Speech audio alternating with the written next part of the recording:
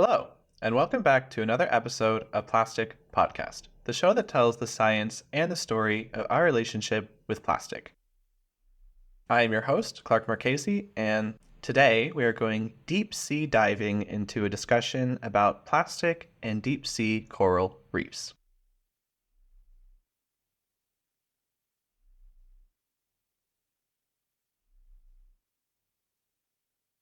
If you've been listening to the show for a while, you know we've talked about plastic pollution in many different contexts, but today we are taking a closer look at how plastic is affecting one of the most vital and diverse ecosystems on our planet, coral reefs.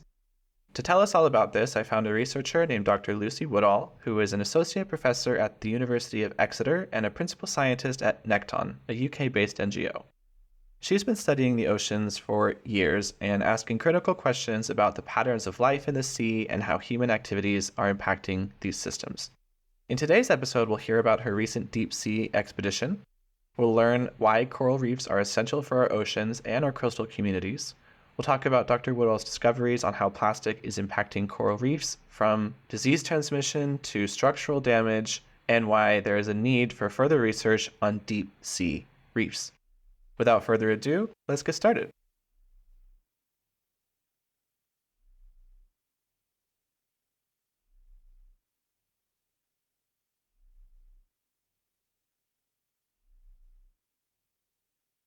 All right, Dr. Woodall, welcome to the show. Maybe I'll have you start by introducing yourself and telling us a bit about your research. Yeah, hi, great to talk to you, Clark. I'm Dr. Lucy Woodall. I'm an associate professor at the University of Exeter, which is in the southwest of the UK. And I'm also principal scientist of a UK NGO called Necton. And I guess I would define my research as sort of being interested in trying to understand patterns of life in the ocean. So really asking three questions. What's there? Why is it there? And how have we as humans impacting those patterns? Those are definitely the types of questions we need to be asking. And also, when we were trading emails before this, you mentioned you just got back from a deep sea expedition. Can you tell me about that project? Yeah, well, I was incredibly fortunate to be out in South Africa for the last 3 weeks, working with an amazing NGO out there called Wild Oceans. And we were looking at some reefs at about 60 meters off the coast in Durban of two of their marine protected areas. And this project itself sort of is multiple different projects. This is just one small work package, and it really relates the ocean to the communities on land. So I was just doing a very small part of the amazing projects that they're doing out there, trying to ensure that there is resilience against climate change within the biological and human communities along the coastline. Amazing. Well, today we're going to be talking about plastic and coral reefs, which is one area where you focus a lot on in your research. I'm curious, how did you get interested in this topic? Yeah, so I guess I started working on plastics back 2015 now, so quite a long time ago. And it was totally by accident. I had come back from an expedition in and around the Southern Ocean area on the Southwest Indian Ocean ridge.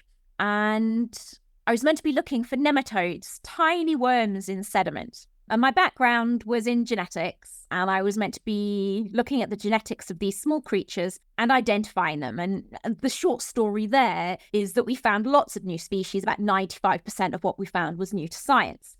But while I was going through and looking at these very small worms under the microscope, I was also seeing blue, yellow, green, tiny fragments and mostly fibers. And I hadn't looked at deep sea sediment before, and I was quite confused about what these things were. And of course, these days, everyone would go, well, of course they're microplastics. But it wasn't the first thing that came to mind. And I spoke to some colleagues, and I was like, I'm finding these things, and I really want to know what they are. And after a while, I was like, I think the only things that could be this vibrant and is plastic. So anyway, I did a little bit of research and connected with researchers that had got there before me. They'd been already looking for microplastics in the ocean.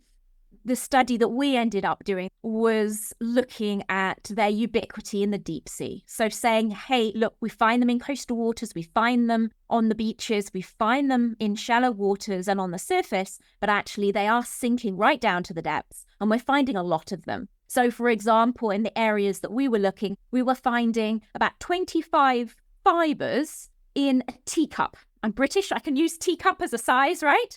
So 25 fibers in a teacup. So it gives you an idea of just how much we're finding. So now my research really is based on thinking about what are some of those places across our planet, in our wonderful ocean, that we as humans really haven't seen so much before.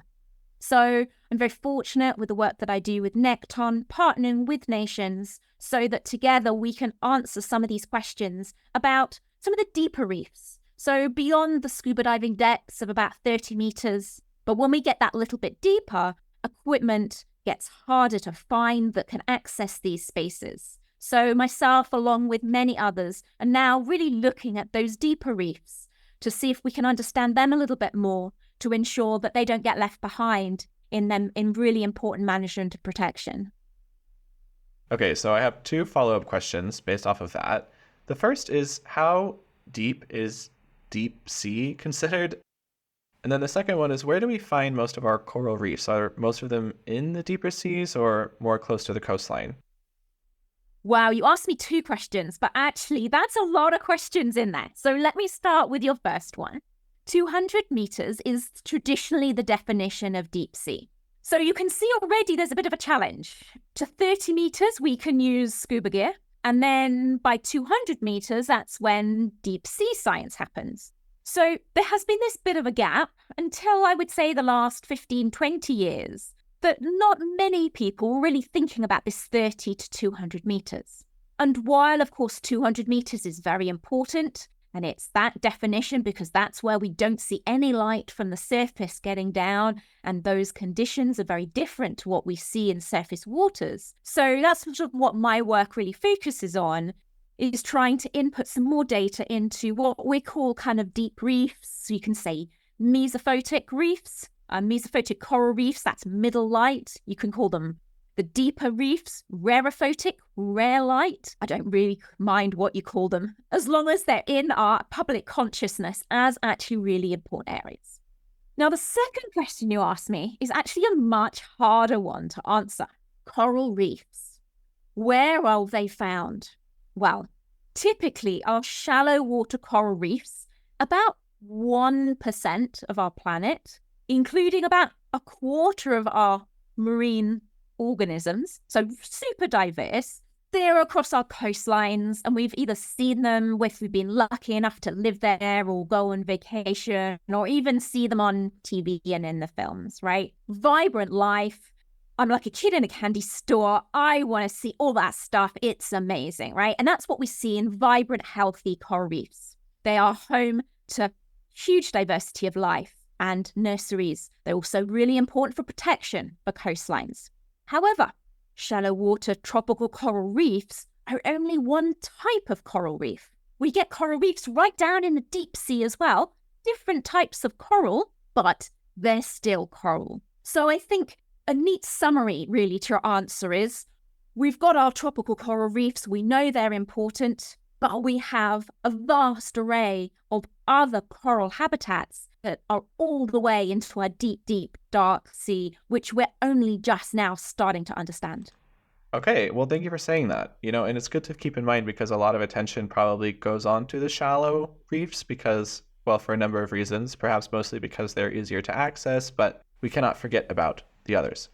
So before we start talking about how plastic is impacting these coral reefs, maybe it would be a good idea to fully establish how important they are to our ecosystems. You mentioned a couple of their functions briefly, but can you just give us an understanding of the ecological functions that coral reefs play out and why they're important to the ocean ecosystem? So coral reefs are incredibly important habitats. And we say they are habitat forming, right? So in and around them, other things live, right? So what we're thinking is, but they're creating homes for lots of other marine species. This is particularly important because often we'll find our coral reefs in areas with quite low nutrients in the water. So other things maybe such as algae are not necessarily growing there, okay? And coral can only live there because they've got their great little algae that live in the corals themselves, the zooxanthellae, which do the photosynthesis. So they don't necessarily need lots of nutrients in the water because they can survive through energy coming from the sun. I mentioned shelter, so they're like houses for lots of marine creatures. They're also nurseries, so some of our smaller fish in their area. And this includes things that we as humans eat, right? So this is important both for our fisheries, and that's livelihoods and economic benefits as well. And then also there's this protective function. As we can imagine, storms, the number of storms and the intensity of storms are increasing due to the impacts of climate change. And actually, the energy in the ocean is dissipated as they go through coral reefs. So this structure is really important to be able to protect our coastlines. And that includes, of course, the important vegetation along the coastlines, but of course, also human communities as well. So I think you can tell just from that massive range of functions, their value. Of course, I am only talking about our tropical coral reefs as opposed to those that are in our deep sea. But what we can say is those that are in our deeper reefs that are just a little bit deeper, following down from our shallow water coral reefs, have many of the same functions. And it's really important, therefore, for us to think of this as sort of a continued space. So then, how is plastic messing all of this up? There was an article that you published that focused on 3 ways. Maybe we can go through them one at a time. The first one talked about how plastic in coral reefs can quickly spread through food webs. And then the second, we have disease transmission, and finally, structural damage. So maybe we can walk through each one of these. Yeah, I can talk about them briefly. So my research hasn't specifically addressed any of those. So I am going to be pulling on other people's research. So they'll have to take an apology from me now if there's any nuances that I don't have right. But firstly, I want to say that plastics is just one stressor in our coral reefs. We have many of them, right? I've already mentioned the consequences of climate change. Coral reefs also are really impacted by any additional nutrients in the water, such as outpouring from sewage. And we also have fishing and lots of unsustainable fishing practices that are going on. So it's really important for us to be thinking about these global impacts and local impacts on what we can do to kind of bring that stressor level down, because that's what our coral reefs are really suffering from. Specifically, when we're thinking about plastics, we think about sort of how did they get into the system and how could they potentially impact organisms. And that, of course, is really different depending on the life history and the life cycle of the organisms that we're thinking about.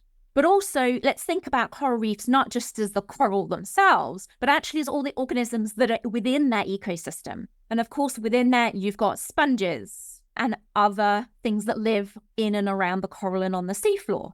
And they're filter feeders. So they're pulling in all these microplastics. You've also got fish, some small fish, all the way up to really big predators like sharks.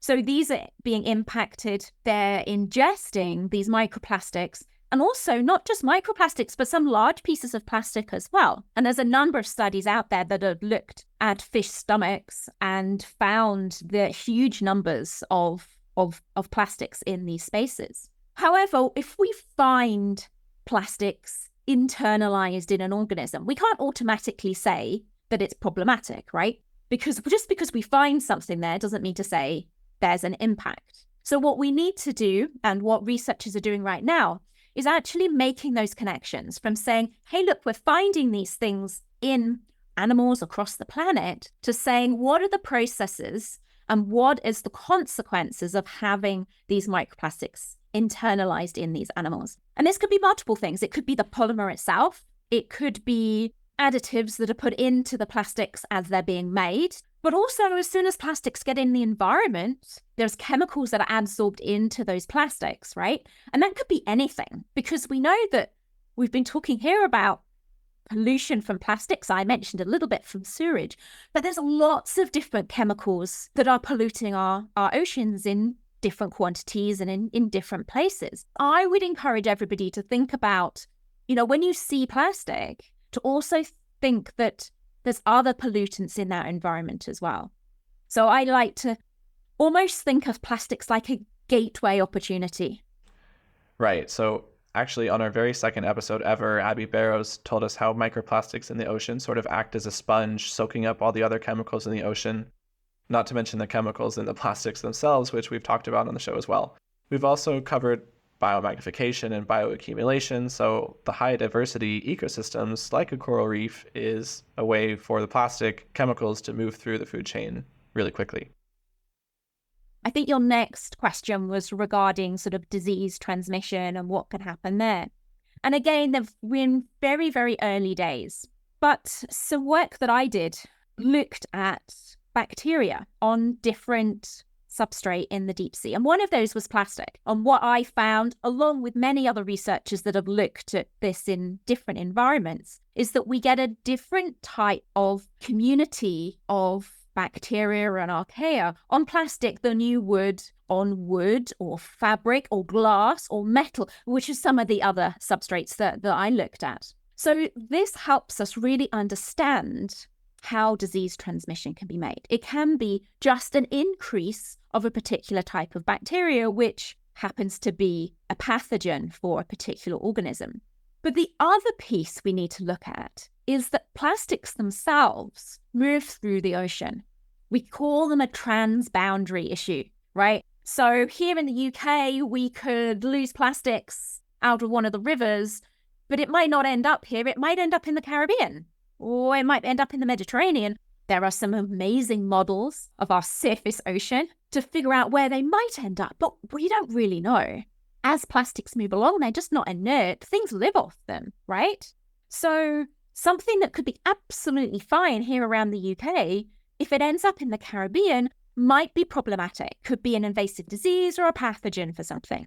Oh my goodness. I literally would never have thought of that, of bacteria living on plastics moving across the entire ocean. And, of course, we've seen some pretty catastrophic events happening with the introduction of, a new species into a new environment. And then finally, you were talking about sort of structural damage, what's happening there. And I think this is mostly associated, I would say, with larger pieces of plastic, or indeed the processes that get plastic into the environment. And this can sometimes be some quite heavy things as well, but this gets washed down with the increasing storms and stormwater. And this can land on our reefs or on any of our other coastal habitats and damage them as storm surge comes through. But we also have processes such as fishing. Fishing on coral reefs can include plastic gear, and just the act of having that gear on the reef can damage the reef itself. So bearing in mind all of these consequences, you also mentioned that we should remember that coral reefs are facing a lot of other pressures outside of plastic or in addition to plastic.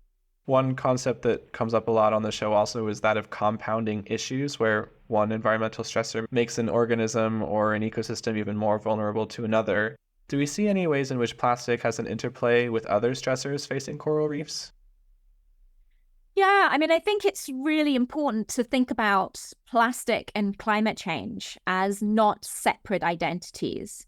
We wrote a paper a few years ago now, and there's been many follow-ups as well to sort of show this interplay. Across the planet at the moment, we've got, kind of a few crises. We've got plastic pollution, we've got reduction of biodiversity, we've got climate change. And while they seem maybe so massive and so challenging to get your head around even just one of them, why would you put all three of them together? But in fact, that's what we have to do, to think about solutions that are not siloed. And unless we think about all of these things together, then we're not going to come up with solutions. So when we think about stresses, we absolutely have to think about this climate change component that's related to plastics. I think what I would like the take-home message to be that yes, plastics are a challenge, climate change is a challenge, unsustainable fishing practices and many other forms of pollution, unsustainable tourism is also a challenge to our coral reefs. But unless we think about these things collectively and ensure that the actions we put into place are sustainable into the long term, then we're not going to get that long-term change that we need for future generations to be able to prosper and even to survive. Right, and I think we've also tried to cover that intersection between climate change and plastic on the show. I'm wondering, though, is it still too early to tell how plastics are affecting coral reefs' ability to perform their ecosystem functions? Are we seeing any evidence of that yet? I mean, there was an amazing global study that came out that was looking at large pieces of plastic and the prevalence of disease on coral reefs that had plastic or less plastic. And they were showing there was more disease. But as I said before, it's really about the mechanisms involved. And we can hypothesize what those are. But also what we need to remember is there's not going to be one mechanism, right? Our biological communities are as complex as we are as human beings. So it's not just one thing that's happening, it's multiple things happening. The next question is, and I'm going to be going back to what we were mentioning at the beginning of why it's important to study the deeper reefs. The paper that I read that you published found something quite interesting that basically said that microplastic concentrations are... Okay, let me read this. So most studies see that microplastic concentrations decrease at lower depths so that we see more microplastics at the surface. But then deep sea reefs comparatively have higher concentrations than shallower reefs. So my question is, why is that happening? Yeah, so great question. So let me sort of start by clarifying a few things. Yeah, so lots of studies have gone through and they've taken water at the surface and down through the water column, and they said as we go through the water column, then there's less microplastics. Now, the study that we showed was an accumulation of data that we'd collected and also acknowledging the amazing work that others have done as well. But it looked at large pieces of plastic that we could physically identify, right? And this was on the reefs themselves. So it was looking at plastic on reefs at different depths, right? So we're kind of comparing different things. We're looking at microplastics versus big bits of plastic, and we're looking at water column versus sea floor, but at different depths. So while it's surprising, and you might think the shallower, the more plastic, because that's nearer to humans, and let's face it, humans are where plastics come from, there could be a number of different reasons. So firstly, it could be that, in fact, some of those reefs are right up in the shallows because of the various stressors, things like bleaching and the dying back of some of these reefs have caused them to be less complex. They don't have the same structure as reefs that have been protected by slightly cooler waters in the depths, right? So it could be a structural piece. It could be that we're just not observing them in the shallows because there's many other things that are distracting us, right? We're only humans. It also could be that when we get down to depth, we're not getting resuspending of the plastics in surges or as the tidal cycle goes through, and actually they're sitting there and accumulating more. So there could be lots of different reasons that we're seeing this. So we can only report on what we've seen to date. So I think it's really important for us to keep our minds open and say, actually, depth was a really important indicator of where we're likely to find more plastics, but actually for us to really understand and really ask questions you've asked me is why? Why is it at these particular depths? Is it something about the sites that we were looking at, or is it something a little bit different? Now, we also looked at other key predictors of where we found this debris, not just plastic, but other human debris. And this was things like, closeness to human habitation, closeness to markets, and also closeness to marine protected areas that have some form of area and geographic protection. If there's a trading centre nearby, especially if that's to do with fisheries, then you might expect more fisheries to be in the area. So again, those kind of things make sense. The one that stumped us for a little while was the closeness to marine protected areas, right? The whole point of having a marine protected area, let's just remind ourselves what that means. Marine protected area has got lots of different definitions, but essentially it's a geographic area in the ocean where some specific activities have either been banned or they've been regulated in a certain way, okay, to protect that bit of the ocean. But then let's think about it. Why do we have marine protected areas? And that's because we know that providing geographic area protection to areas means that biodiversity increases, you get greater fish numbers and larger fish. Okay, what do fishers want? They want bigger fish, larger numbers of fish. So there's this kind of buffer zone, and we call it the spillover effect, right? Fish don't know where the edges of marine protected areas are. So if you fish just outside of those, then maybe you'll get some of the benefits of these areas. And we think that's maybe what's happening, why we're seeing maybe larger amounts of plastic near to marine protected areas, because of fishers using this spillover effect and trying to have greater fishing effort in these areas near the protected areas. Sure. And I wonder how you would even address that, because unless you make the whole ocean a marine protected area, then there's always going to be an edge to the protected area. So yeah, I wonder what you could do about that.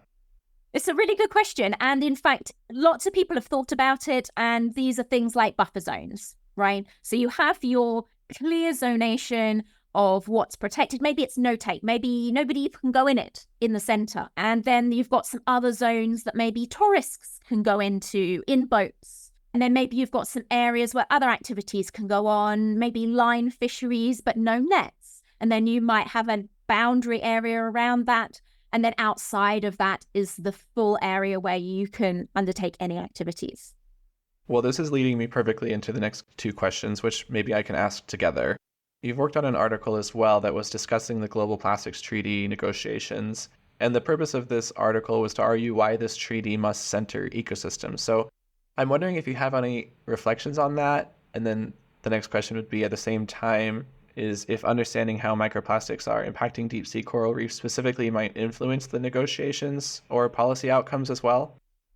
So our thought about really trying to center the discussions on the ecosystems takes us back to, why do we care? Why do we care that there's plastic pollution? Why is there a global recognition that there needs to be a treaty about this particular product? We don't have a global treaty about glass or wood or anything else, right? It's about plastic itself.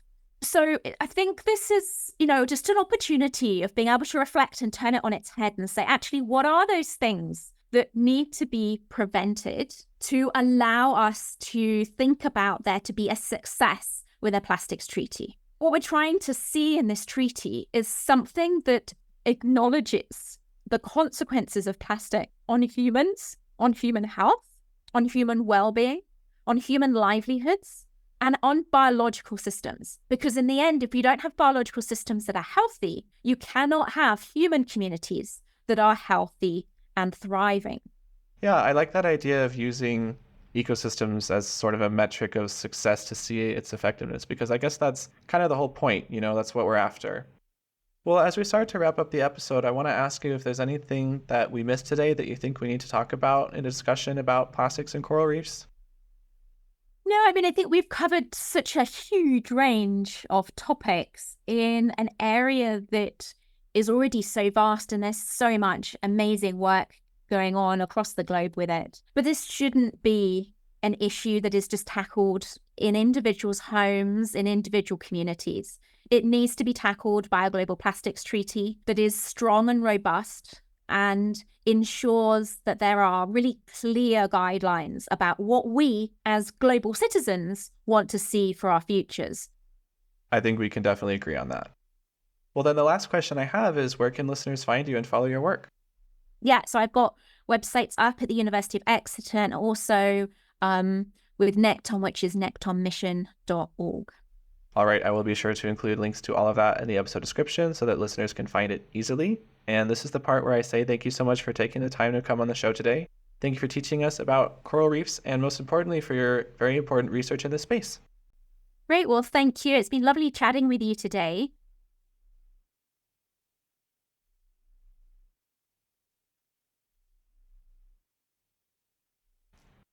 You've been listening to Plastic Podcast. You can find more information about this week's guest and links to their work in the episode description.